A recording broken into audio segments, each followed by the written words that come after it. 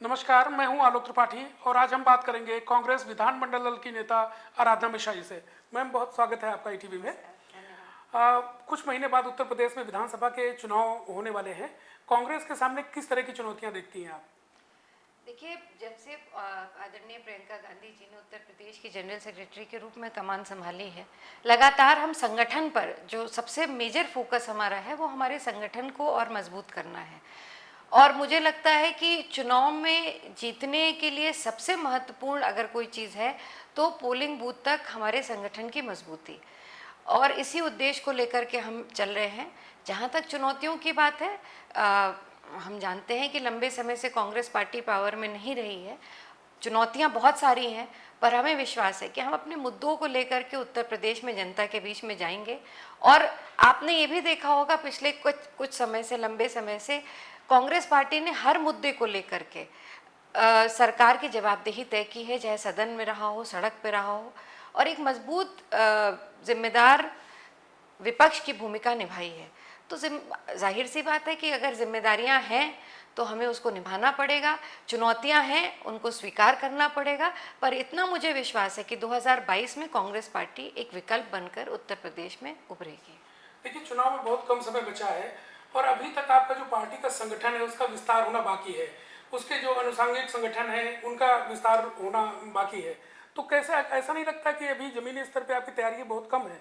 नहीं, मैं इससे सहमत नहीं हूँ। लगातार संगठन में जो आज से कुछ 1.5-2 साल पहले की स्थिति थी उससे हम आज बहुत बेहतर स्थिति में हैं। ज़्यादातर हमारे ज़िले के संगठन ब्लॉक लेवल तक, पंचायत लेवल तक हम बना चुके हैं। हाँ, हम ये नहीं कहेंगे कि 100% हो चुका है, क्योंकि संगठन बनना और फ्रंटल्स के भी हमारे गठन हो चुके हैं, जो हमारे सेल हैं उनके गठन हो चुके हैं। तो 100% तो नहीं, और एक सतत प्रक्रिया है। संगठन में कुछ लोगों का आना जाना, बदलाव, ये सब लगा रहता है। पर अधिकांश जगहों पे हमारे संगठन का पूरा पुनर्निर्माण हो चुका है, वो काम कर रहे हैं। और आपने देखा होगा पंचायत चुनाव में भले ही हमारे अप्रत्याशित परिणाम नहीं आए, पर हमने बेहतर किया, पहले से बेहतर किया, क्योंकि हमारे पास संगठन की ताकत थी। जो एक साख वाली एक रायबरेली की सीट थी कांग्रेस के पास, वो भी नहीं। पंचायत चुनाव में बहुत बुरा प्रदर्शन कांग्रेस का रहा। फिर भी आप उम्मीद करते हैं कि आप विधानसभा चुनाव में अच्छा परिणाम लेके आएंगे, एक अच्छा आपके लिए तैयारी जो है वो एक अच्छे परिणाम के रूप में आएगी। कैसे आप समझती हैं? देखिए, जिस तरह से प्रशासन ने एक मैं कहूँगी तांडव किया, जिसमें लोकतंत्र की हत्या की, जिस तरह से प्रजातंत्र में जो चीज़ों की छूट होती थी, हमने, ये मैं नहीं कह रही हूँ, आपने आपके टीवी चैनल पे पूरे देश ने, पूरी दुनिया ने देखा किस तरह से जो लोग नॉमिनेशन करने जा रहे थे, अगर वो सत्ता पक्ष के खिलाफ थे तो किस तरह से उनको नॉमिनेशन नहीं करने दिया। बीडीसीज को उठा लिया गया, जिला पंचायत मेंबर्स को एबडक्ट कर लिया गया, उन पर दबाव डाला गया। और यही स्थिति रायबरेली में भी थी। हम लगातार वहाँ पे जिलाधिकारी से रिक्वेस्ट करते रहे कि हम निष्पक्ष चुनाव चाहते हैं, पर वहाँ जिस तरह का दबाव था, जिस तरह की चीज़ें हो रही थी, वो उचित नहीं थी। और कभी भी इस तरह की परिस्थितियाँ लोकतंत्र में हमने कभी नहीं देखी जो अब की बार देखी। इस चुनाव में कितना वायलेंस हुआ, कितनी जगह लोगों को रोका गया नॉमिनेशन करने से, वोट डालने से। तो ये सब चीज़ें जो हुई हैं, मुझे लगता है कि इसका असर जो जनता पे भी पड़ा है, वो भारतीय जनता पार्टी को इसका जवाब देना पड़ेगा। और यही वजह थी कि रायबरेली में भी हम नहीं जीत पाए। पर मैं अपने यहाँ प्रतापगढ़ में बताऊँ, हमारे यहाँ जिला पंचायत जो अध्यक्ष है वो कांग्रेस के सपोर्ट से बना। मेरी विधानसभा लगभग 11 जिला पंचायत सदस्य हम जीते। 3 ब्लॉक है मेरी विधानसभा में, तीनों ब्लॉक में हम ब्लॉक प्रमुख जिता के लाए, जिसमें से एक निर्विरोध हुआ, बाकी 2 जगह चुनाव हुए और हम जीत के आए। ऐसे और भी कई ब्लॉक हैं। तो मैंने शुरुआत इसी से की कि हम ये नहीं कह रहे कि कोई बहुत अप्रत्याशित चीज़ें हुई, पर पहले से कहीं बेहतर हुई। अभी इस चुनाव में किन मुद्दों को लेकर कांग्रेस मैदान में उतरेगी? देखिए, मुद्दों की तो भारतीय जनता पार्टी की इस सरकार में कोई कमी नहीं है, पर जो फोकस है हमारा वो सबसे ज़रूरी है। जो भ्रष्टाचार हुआ, लगातार हम देख रहे हैं, करप्शन चरम पे है। DHFL घोटाला हो, शिक्षा का घोटाला हो, स्वास्थ्य घोटाला हो, तमाम घोटाले हैं। महंगाई जो सबसे बड़ा इशू है, जो गरीब से लेकर के अमीर तक हर किसी को परेशान किया, और सबसे ज़्यादा जो मिडिल क्लास है वो इससे प्रभावित है। जिस तरह से पेट्रोल, डीजल, दलहन, इन सब के दाम बढ़े, हाँ लोग ये एक सवाल कहेगी कि ये हमारे हाथ में नहीं, केंद्र सरकार का है, पर जो टैक्स है, स्टेट टैक्स है, अगर सरकार के अंदर इच्छा शक्ति होती तो कम से कम जो स्टेट टैक्स है उसको कम कर दिया जाता, कुछ तो असर दिखता। इसके साथ साथ जो सबसे बड़ा मुद्दा था, लॉ एंड ऑर्डर के नाम पर ही ये सरकार आई थी सत्ता में। सपा की जब सरकार थी तो यही सबसे बड़ा मुद्दा भारतीय जनता पार्टी का था। मैं मानती हूँ कि जितना कानून व्यवस्था की धज्जियाँ इस सरकार में उड़ी उतनी मैंने कभी नहीं देखी। खासकर जो महिलाओं से संबंधित जो मामले हुए हैं, चाहे उन्नाव रहा हो, शाहजहांपुर रहा हो, बलरामपुर रहा हो, हाथरस रहा हो, अनगिनत मामले हुए। और सबसे बड़े दुख की बात यह है कि जहाँ भी क्राइम, महिलाओं के प्रति क्राइम की बात आई, उन लोगों में जो उसमें शामिल थे, जो अपराधी थे, वो कहीं ना कहीं भारतीय जनता पार्टी से जुड़े रहे। और गुंडागर्दी बढ़ी क्यों, क्राइम बढ़ क्यों रहा है? क्योंकि सत्ता में बैठे लोगों को का संरक्षण प्राप्त है उन अपराधियों को। तो ये मुद्दे हैं, किसानों का बड़ा मुद्दा है, आवारा पशुओं का बहुत बड़ा मुद्दा है, क्योंकि पूरा उत्तर प्रदेश, खासकर पूर्वी उत्तर प्रदेश और मध्य, पूरी तरह से इससे परेशान है। गन्ना किसानों के मूल्य का भुगतान है, तो ये बेरोजगारी है। सरकार कितनी भी अपनी पीठ थपथपा ले। मैं यही पूछना चाहती हूँ, इतनी ग्राउंड ब्रेकिंग सेरेमनी हुई, इतना सब कुछ हुआ, जितना पैसा इतने कार्यक्रम के आयोजन में खर्च हुआ, उतना भी रेवेन्यू हमारे पास आज तक नहीं आया। कौन सी इंडस्ट्री आई पिछले 4.5 सालों में? कितने लोगों को रोजगार मिला? अगर आप स्टार्टअप इंडिया को और मेक इन इंडिया को आप जोड़ लें, बहुत सारी चीज़ों में आप आंकड़ों को जोड़ लेते हो अपने उसमें, तो ये मैं मानती हूँ कि पूरी तरह से अनुचित है। बहुत ये महत्वपूर्ण मुद्दे हैं। कोरोना के लेकर सरकार बड़े दावे करती है कि हमने बहुत अच्छा नियंत्रण किया। दुनिया में, अभी देश में जैसे केरला हुआ और महाराष्ट्र हुआ, वहाँ केसेस बढ़ रहे हैं। इनका कहना है कि हमने बहुत अच्छा नियंत्रण किया। कोरोना के लेकर जो सरकार की लड़ाई है उसको कैसे देखती हैं आप? पूरी तरह से असफल रही है सरकार। अगर आप कोरोना की सेकेंड वेव को देखिए, जब फर्स्ट वेव आई थी, मैं मानती हूँ, मैं सहमत हूँ कि हम तैयार नहीं थे, देश तैयार नहीं था। हम उसको, और देश क्यों, अंतर्राष्ट्रीय स्तर पे भी देखिए, बड़े बड़े विकसित देश भी उस वक्त नहीं तैयार थे। पर जब सेकेंड वेव आई, उस वक्त हमने फर्स्ट वेव का कहर देख चुके थे, हमारी कहाँ कमियां थी हम ये देख चुके थे। क्या पर्याप्त समय था हमारे पास? क्या हमको उस समय में जो विंडो मिली थी 4 महीने 6 महीने की, क्या हमें उस समय अपने आप को आने वाले चुनौतियों के लिए तैयार नहीं कर लेना चाहिए था? स्वास्थ्य सुविधाओं को बेहतर नहीं कर लेना चाहिए था? मेडिकल स्टाफ को हमें और सुसज्जित नहीं कर लेना चाहिए था? हम सब ने देखा, और दुखद ये है कि संवेदनहीनता देखिए सरकार की, कि दुनिया ने इस चीज़ को देखा कि किस तरह से उत्तर प्रदेश में सड़कों पर लोग बिना ऑक्सीजन के मर गए, और सरकार कह रही है कि बिना ऑक्सीजन कमी से कोई नहीं मरा। तो ये संवेदनहीनता है। रेमडेसिविर जैसी लाइफ सेविंग ड्रग अब उपलब्ध नहीं थी, हॉस्पिटल्स में जगह नहीं थी, कितने लोगों की मौतें हुई, और मौत में जिस तरह से हमें उनका अंतिम संस्कार करने की जगह नहीं मिली घाटों पर। हमने देखा किस तरह गंगा यमुना जैसी नदियों में लाशें बहती रहीं। हमने देखा गंगा के कछार में किस तरह से एन मास लाशों को क्रिमेट कर दिया गया। तो ये सब एक दुखद परिस्थिति थी। पूरी तरह से सरकार हर मामले में असफल रही। विकास के मामले में सरकार के बड़े दावे हैं कि वो कई एक्सप्रेसवे बना रहे हैं, मेडिकल कॉलेजों में काम किया है, तमाम क्षेत्रों में उनके दावे हैं कि विकास के लिए काम। इस पे क्या कहना है? देखिए, अभी तक तो मतलब शिलान्यास भले ही कर दिया, उद्घाटन तो किसी बड़े योजना का मैंने करते देखा नहीं सरकार को। हाँ, हो सकता है पिछली सरकारों के कुछ काम रहे हों, उसको बढ़ा दिया हो। मुझे आप बता दीजिए कौन सा एक्सप्रेसवे अभी जनता के चलने लायक हो गया? क्या कोई नई विद्युत परियोजना लाई सरकार? क्या कोई नई इंडस्ट्री लेकर के आई? कोई भी ऐसा काम जो विकास से जुड़ा हो। हाँ, मेडिकल कॉलेज और की बात अगर सरकार करती तो ये कोई उनकी देन तो थी नहीं, तो ये ऑनगोइंग काम था। पिछली सरकार या उसके पहले की सरकारों ने शुरू किया, और उनको आप अपने खाते में जोड़ ले। यही प्रदेश की सरकार करती, यही केंद्र की सरकार कर रही है। तो इन्होंने अपना काम किसी भी तरीके से, विकास के जो काम है, जो दावे किए थे, वो कहीं से भी पूरी तरह से सरकार ने पूरे नहीं किए। तो मेरा सिर्फ इतना कहना है कि सरकार के जो मेमोरेंडम में उन्होंने अपने मैनिफेस्टो में दिया था, केवल और केवल उन्होंने राजनीति को, इस पूरे प्रदेश को विभाजित किया है धर्म के नाम पर, जात के नाम पर कोई ऐसा काम नहीं किया जिसको लेकर के हम उत्तर प्रदेश में कह सके कि हाँ ये वर्तमान सरकार की भेंट है उत्तर प्रदेश की जनता को, जिसने इतनी बड़ी मेजॉरिटी में सरकार को सत्ता में लेकर के आई। क्या इस चुनाव में आपकी पार्टी किसी पार्टी से गठबंधन करेगी? देखिए, मेरा जहाँ तक अभी तक मेरी जानकारी है, इस तरह की कोई चर्चा नहीं है, पर हम हर विकल्प के लिए, हमारे पास सारे विकल्प हैं और विकल्प हमेशा रखने चाहिए। राजनीति में विकल्प हमेशा खुले रहते हैं। पूरी तरह से संगठन और हमारे जो कार्यकर्ता हैं, कांग्रेस के जितने भी कार्यकर्ता हैं, हर कोई चुनाव में उन चुनौतियों को अकेले ले जाके संघर्ष करने के लिए हम तैयार हैं और उनकी तैयारी हम कर रहे हैं। तो मुझे नहीं लगता है कि बहुत कोई बड़ी चीज़ ऐसी होगी कि अगर हमारे पास गठबंधन नहीं हुआ तो हम चुनाव नहीं लड़ सकते या कमज़ोर होंगे। मैं इससे सहमत नहीं हूँ। कांग्रेस पार्टी आने वाले 2-3 महीने के अंदर पूरी तरह से, जैसे कहते हैं कि लड़ाई के लिए जो सेना है वो सुसज्जित रहेगी, लैस रहेगी हर तरीके से, और हम कोई भी चुनौती स्वीकार करने के लिए तैयार हैं।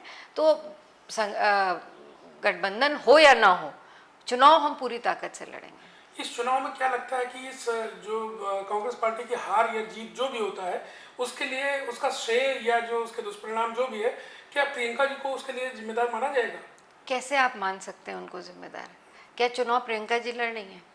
चुनाव तो हम लोग, जो लोग लड़ेंगे चुनाव, वो चुनाव लड़ेगी और पार्टी चुनाव लड़ती है। नेतृत्व तो उनका होने वाला है। पार्टी तो ऐसे तो फिर सबसे बड़ी जिम्मेदारी कांग्रेस प्रेसिडेंट की होगी, जो आदरणीय सोनिया गांधी की। तो मैं इस बात से सहमत नहीं हूँ। प्रियंका गांधी जी मेहनत कर रही हैं, निर्देशन कर रही हैं, जिस तरह से संगठन को बनना चाहिए उसमें वो अपने सुझाव देती हैं, पर काम तो हम सब लोग को करना है। जो कांग्रेस का संगठन उत्तर प्रदेश में है और कार्यकर्ता हैं, हमारे जो यहाँ का राज्य का नेतृत्व है, इन लोग को काम करना है। हम लोग काम करेंगे और उनके मार्गदर्शन में काम करेंगे। तो ये कहना अनुचित होगा कि अच्छा हो तब भी प्रियंका जी की जिम्मेदारी हो, बुरा होगा तो उनकी जिम्मेदारी। तो मैं इस बात से सहमत नहीं हूँ। प्रियंका जी एक राष्ट्रीय नेता हैं और वो लोग भूल जाते हैं कि वो ऑल इंडिया कांग्रेस कमेटी की जनरल सेक्रेटरी है, ना कि उत्तर प्रदेश कांग्रेस कमेटी की जनरल सेक्रेटरी। तो वो पूरे प्रदेश, आप देखिए, देश का नेतृत्व करें। बड़े बड़े मामले हुए, चाहे पंजाब का इशू रहा हो, राजस्थान का इशू रहा हो, जितने भी बड़े मामले पार्टी के संगठन के होते हैं उसमें प्रियंका जी का एक विशेष योगदान रहता है। तो उनके पास बहुत सी जिम्मेदारियां हैं। तो मुझे नहीं लगता है कि उनको केवल हम चाहते हुए नहीं कि वो उत्तर प्रदेश तक उनको सीमित कर दें। उनका एक विशाल, मानेंगे कि अभी उनको और समय देने की, ज़्यादा समय देने की जरूरत है, कार्यकर्ताओं के बीच में जाने की जरूरत है। अभी उनका कार्यक्रम 2-3 दिन का उनका रहा, लेकिन कार्यकर्ताओं के साथ बहुत कम समय उनका बीता। एक जिस कार्यक्रम में लखीमपुर में उनको वो गई, वो सपा के कार्यकर्ता थे, जहाँ पे वो गई, वो अंदर झंडा सपा का लगा हुआ, बाहर कांग्रेस के लोग हैं। तो अजीब दुविधा की स्थिति हुई। देखिए, आपके 2 सवाल हैं। पहला सवाल कि आपने कहा प्रियंका जी भी 2 दिन के दौरे पे आई, शायद आप भूल गए कि अभी मार्च में जब ये लॉकडाउन के पहले प्रियंका जी की 5 से 6 कार्यक्रम वेस्टर्न यूपी में लगे। तो पश्चिम उत्तर प्रदेश भी उत्तर प्रदेश का हिस्सा है, वो कहीं बाहर तो है नहीं। तो लगातार प्रियंका जी सक्रिय रही। अब लॉकडाउन हो गया था तो मजबूरी थी कि वो नहीं आ सकती थी, पर आज मैं आपसे जिस वक्त बात कर रही हूँ उस वक्त पे भी वो जूम कॉल पे कार्यकर्ताओं को संबोधित कर रही हैं। और ये एक दिन का काम नहीं है, वो लगातार, कोई दिन ऐसा नहीं होता है कि वो 1 से 2 कम से कम जूम मीटिंग पे कार्यकर्ताओं से कनेक्टेड ना हो। तो ये तो कहना बिल्कुल, आप, ये ज़रूरी नहीं कि हम हर अपने पार्टी के कार्यक्रम को मीडिया से शेयर करें, पर लगातार प्रियंका जी जूम कॉल पर सब कार्यकर्ताओं को के माध्यम से वो कार्यकर्ताओं से बिल्कुल। और ये समय ऐसा है कि उनको करना पड़ेगा, मजबूरी है, हम उनको ला भी नहीं सकते हैं, क्योंकि उनको अपने से ज़्यादा चिंता कार्यकर्ताओं की है। अगर संक्रमण हुआ और कई कार्यकर्ता हमने खोए हैं तो ये कहना अनुचित होगा। जब तक लॉकडाउन नहीं हुआ था तब तक वो तो फिजिकली भी सब जगह, पूरे पश्चिम यूपी में उन्होंने कितने कार्यक्रम किए, वो लोग भूल जाते हैं। तो 2-3 दिवसीय दौरे पे आई और सबसे मिली भी। अब आपने पूछा कि लखीमपुर वो गई, मैं एक बात सवाल पूछना चाहती हूँ कि आखिर वो भी तो महिला थी ना, वो सपा की कार्यकर्ता होने के पहले सबसे पहले वो एक महिला है, और महिला का दर्द अगर एक महिला नहीं समझेगी तो मैं मानती हूँ कि ये अनुचित होगा।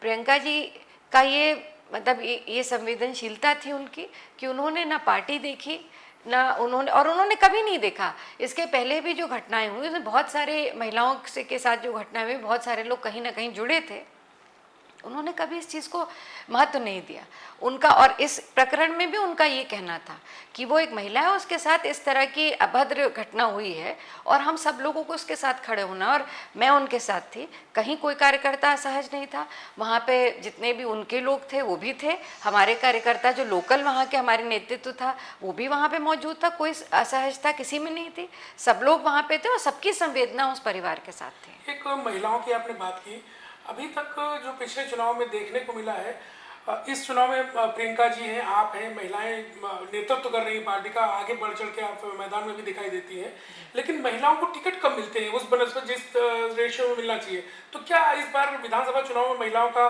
भागीदारी ठीक ठाक होगी? नहीं, मुझे नहीं लगता है कि कांग्रेस पार्टी में तो सबसे ज़्यादा टिकट हम महिलाओं को देते हैं।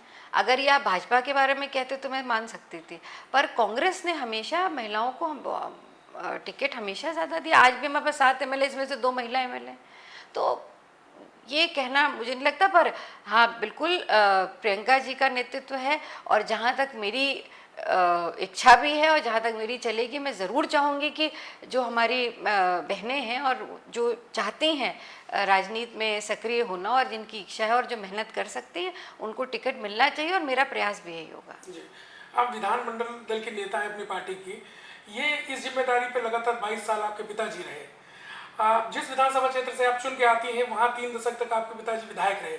आपके सामने एक बड़ी लकीर खींची हुई है आपके पिताजी ने, ये आपको लगता है कि कहीं ना कहीं उनसे अच्छा करके दिखाना है आपके सामने बड़ी चुनौती है? क्योंकि उन्होंने विकास की राजनीति की है और अब विकास पुरुष के रूप में जाने जाते हैं। ये मेरा सौभाग्य है कि वो मेरे पिता हैं और मेरे आदर्श भी हैं। बहुत कुछ सीखा है मैंने उनसे, और 9 बार लगातार एक ही विधानसभा जीतने का गौरव भी उन्हें प्राप्त है, और Guinness book of world record में भी उनका नाम दर्ज है। जाहिर सी बात है कि इतना विशाल व्यक्तित्व है, और जो मेरे क्षेत्र के लोग हैं उनकी आकांक्षाएं भी मुझसे बहुत ज़्यादा होती हैं, क्योंकि आपने जैसा कहा कि उन्होंने विकास की राजनीति की, और जिस तरह का क्षेत्र उनको मिला था वो बहुत ही पिछड़ा हुआ क्षेत्र था, और जो उन्होंने मुझे विरासत में दिया वो बहुत ही विकसित क्षेत्र दिया मुझे। तो मेरे पास काम करने का स्कोप बहुत कम रह गया है, मुझे अपने आप को काबिल बताने का समय वो बहुत कम रह गया। पर मेरा प्रयास रहता है कि उनके मार्गदर्शन में जितना काम जो उनसे छूटा है उसको मैं पूरा करूं। लकीर बहुत बड़ी है, क्योंकि विधानमंडल दल के नेता एक मैं बताऊं, उनको काफ़ी लंबा समय वेट करना पड़ा। मैं तो बस 3 साल 4 साल के अंदर मुझे वो पद मिल गया, तो शायद उतना संघर्ष मुझे नहीं करना पड़ा जितना उनको करना पड़ा।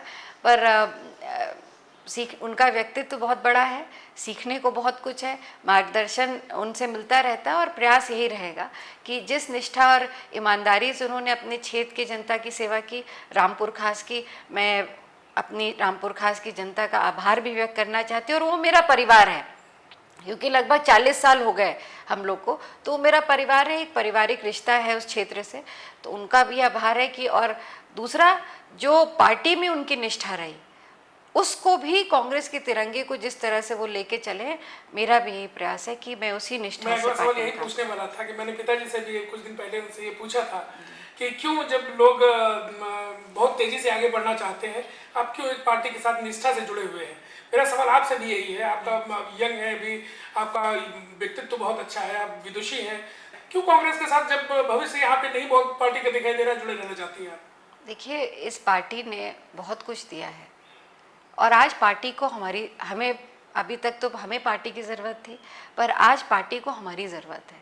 और मैंने जैसा आपने कहा, मैंने अपने पिता से बहुत कुछ सीखा है, बहुत कुछ विरासत में लिया है, तो अपने पार्टी के प्रति निष्ठा और ईमानदारी भी उनसे विरासत में ली है। और जब तक रहूँगी, जब तक राजनीति करूँगी, कांग्रेस का तिरंगा जो मेरे पिता ने मेरे हाथ में दिया है, मैं उसको ले करके चलूँगी। जहाँ तक अपॉर्चुनिटी की बात है, तो राजनीति में कभी कोई समय स्थिर नहीं रहता। एक दौर था जब कांग्रेस के अलावा दूसरी कोई पार्टी नहीं थी।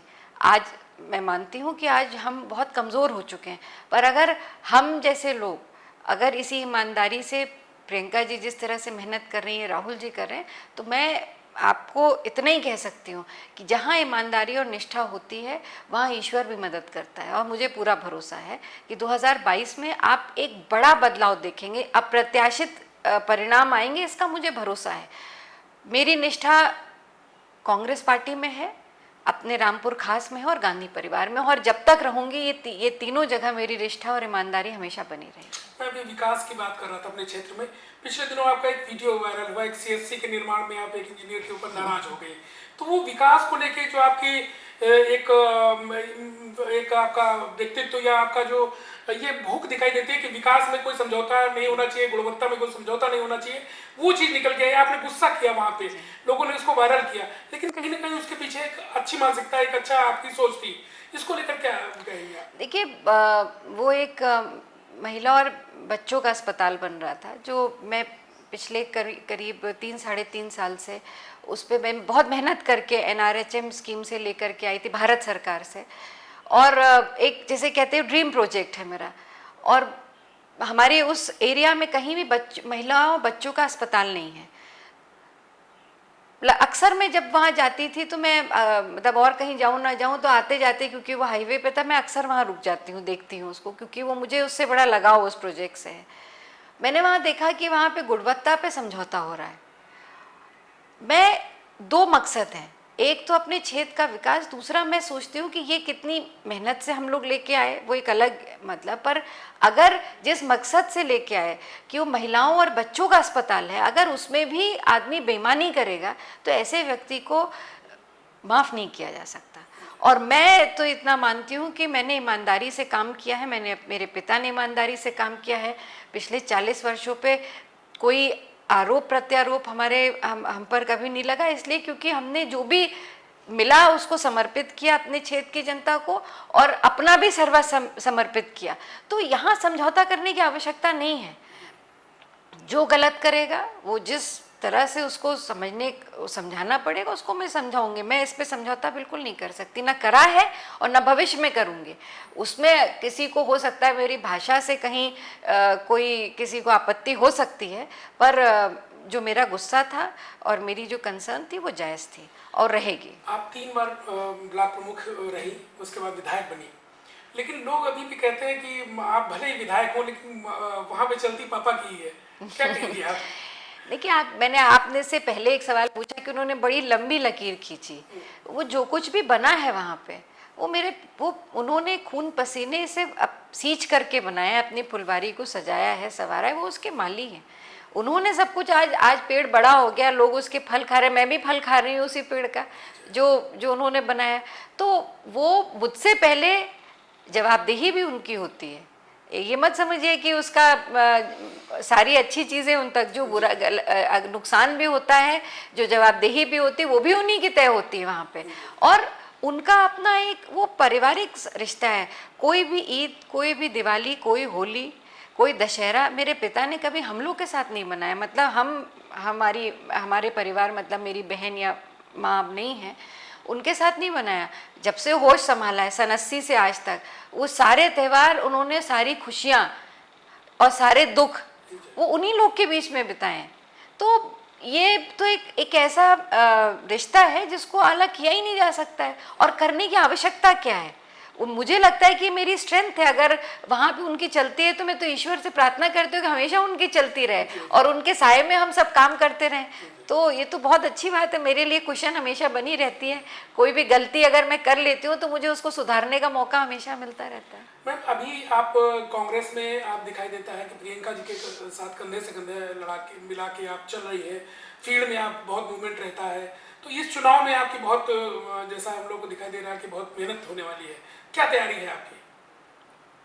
प्रियंका जी के साथ काम करना, मैंने पहले भी काम किया। अगर पार्लियामेंट चुनाव का आपने ध्यान दिया हो तो गंगा यात्रा हुई हो या जितनी भी मीटिंग्स, जितनी भी सब कुछ हुए, सब हर जगह मैं उनके साथ रही। और जिम्मेदारी भी अब तो विधानमंडल दल के नेता के वजह रूप में मेरी जिम्मेदारी और बढ़ गई है।